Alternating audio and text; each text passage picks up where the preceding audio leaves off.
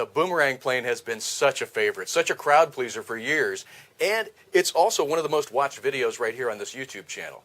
I've gotten some complaints about the clarity on this one, so I'm reposting it as part of the new series of planes, originally published in Fantastic Flight, and also republished in the new book, the New World Champion Paper Airplane book. Here it is, the Boomerang.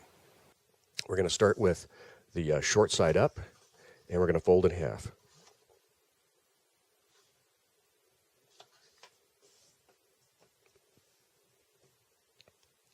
Okay, a simple fold in half here. And now we're going to find the halfway point, the midpoint on this long creased edge here. And we're just going to do that. I'm just going to rotate this paper 1/4 turn just to make it a little easier for me to fold.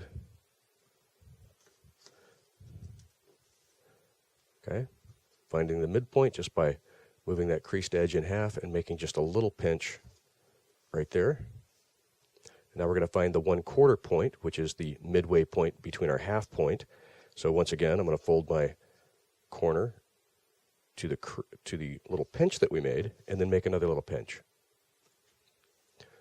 So we make a pinch here, boom, and then we make a pinch here, boom, and now we're going to rotate back around like this. Now we've got our 1/4 point here. This is our half point. For now, we're going to ignore our half point, kind of press that flat, and we're going to use our 1/4 point. We're going to make a crease that goes from the 1/4 point up to this corner right here.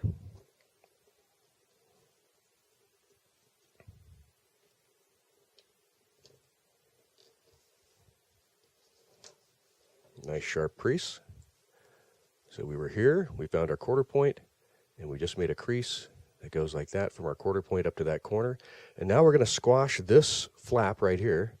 We're going to open it up and press it flat.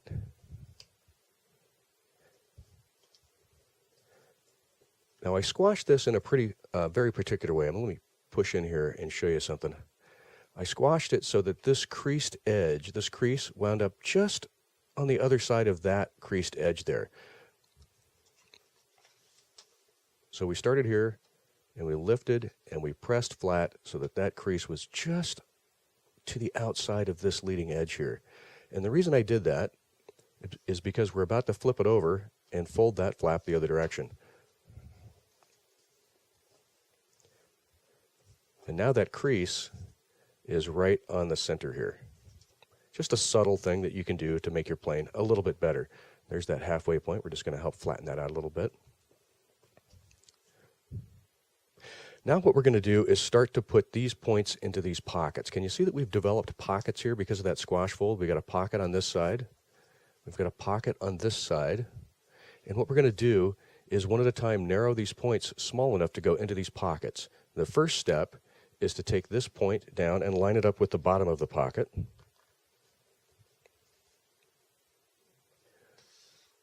we push in here a little bit to show you where the bottom of the pocket is. So this is the triangular pocket into which we're going to put the point, and we're going to bring the point down and line it up so that it's just a little bit short of the pocket there. Let me flip it over and show you the other one. Maybe you can see that a little bit better this way. I'm going to move this point down. Yeah, you can see a little bit better that way. I'm going to move it down, and I'm actually going to make a crease here, just in preparation for putting this guy into the pocket. I've got it just short of the bottom of that pocket. Can you see that? Let me move it up here so you can see that now. There we go.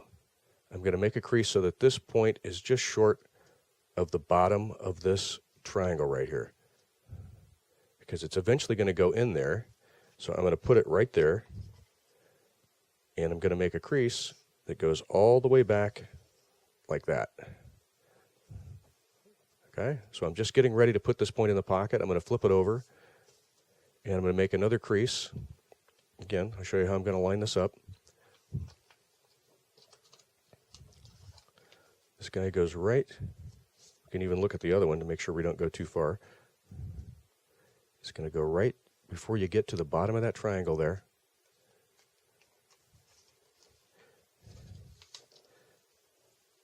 And all the way back.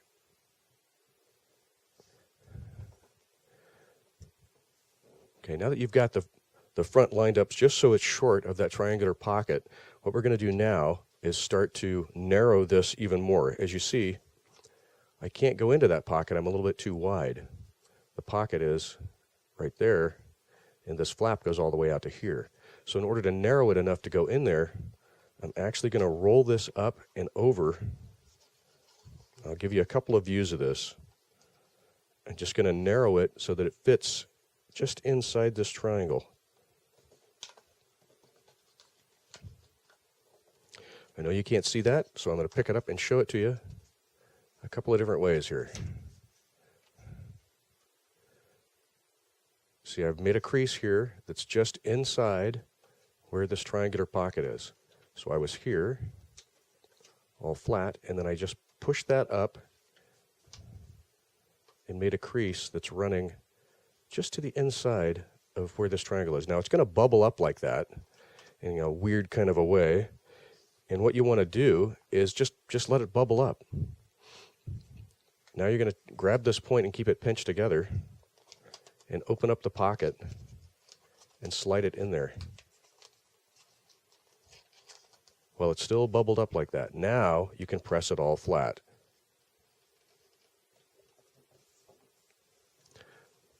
Okay, a lot of stuff going on at the same time there. Let me show it to you again. Okay, I'm going to lift this guy out of the pocket. Okay, so we started out by going here, folding down, and then we narrowed the point here, and then before making the crease, we lift it and put it into this pocket, and then flattened it all out. It's a lot going on. Let's do the other side. Okay, we've been up here like this. We want to go down just before we get to this point here so that we're just inside there. Now we're going to lift and narrow. I'm just going to spin this around a little bit.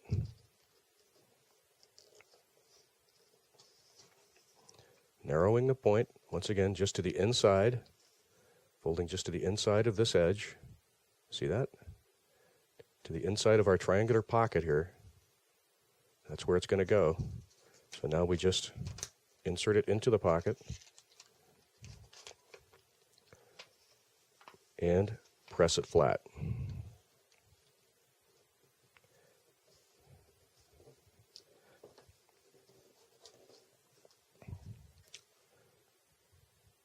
That's a lot of work. I'm just going to show it to you one more time. I know this is where a lot of folks got lost on the first time through. So we started up here and we went down here, just short of the pocket.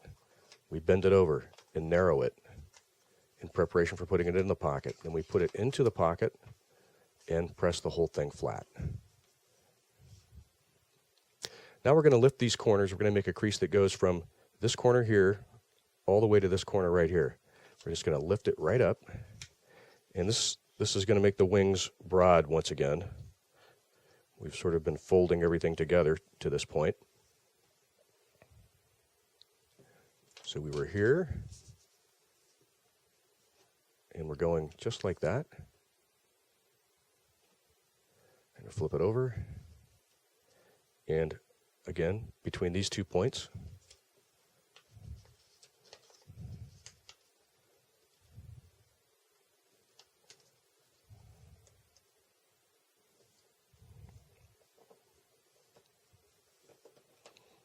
so we were down like this, and now we're going up like that. Now we're going to do a squash fold on the front part of the plane.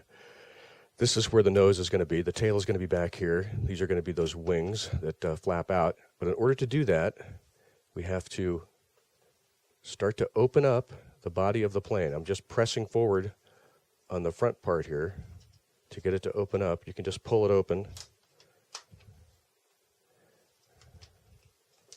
So we're like this, and we're going like this. And you want to make sure that these two guys line up with the center. You want to hold these 2 points together right on the center here, and then sweep this out to that direction and flatten it out.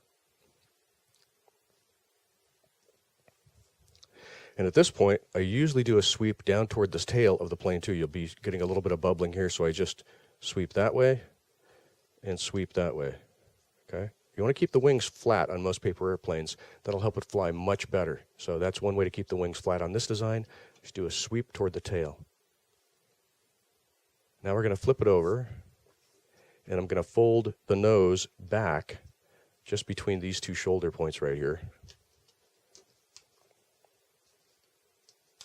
You got a lot of layers going here, so take your time and line this crease up.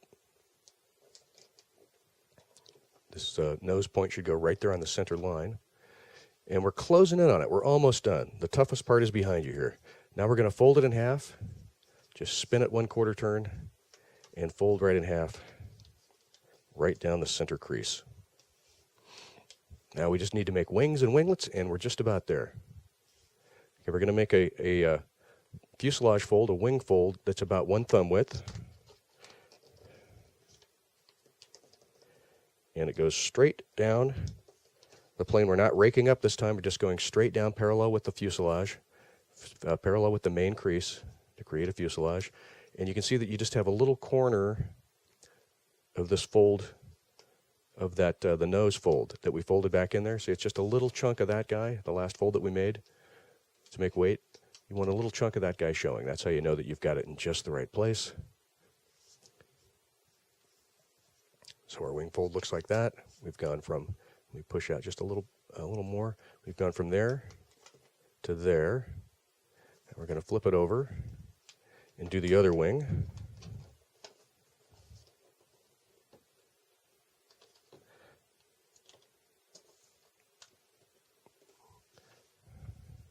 So we were like this, and we're coming over like that. And now we're just going to make some winglets. I'm going to push in a little bit. Now in this guy, it's okay if your winglets are actually angled a little bit up like this. That'll make it circle tighter. The more outward rake you give it like that, the tighter it will circle. So what I do is usually I start parallel with the main wing fold. I'll get these guys parallel with that crease. And then I'll add a little bit of up elevator as I want tighter circles. But you can do it with the winglets alone. If you know you're going to fly in a very small room, you can actually just make the winglets have up elevator to them. That's something I usually caution against with most aircraft design. But for this one, it's going to actually work for you. So once again, the winglets, we start down like this. One winglet goes up. The other winglet goes up. And it should be parallel with the wing crease if you want a broader circle, and you can rake them this way, a little bit more that way, if you want a tighter circle, okay?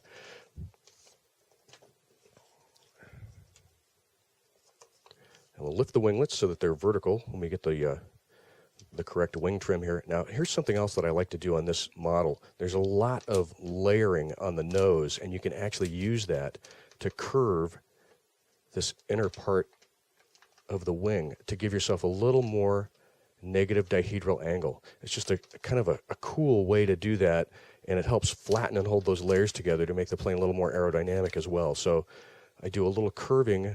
You can see I'm just sort of massaging that, pinching it between my thumb and forefinger, curving the wings. That gives you a really nice way to droop the wings. And then if you're going to add up elevator, of course, you want to do that back here. Right here, a little bit of up elevator right there.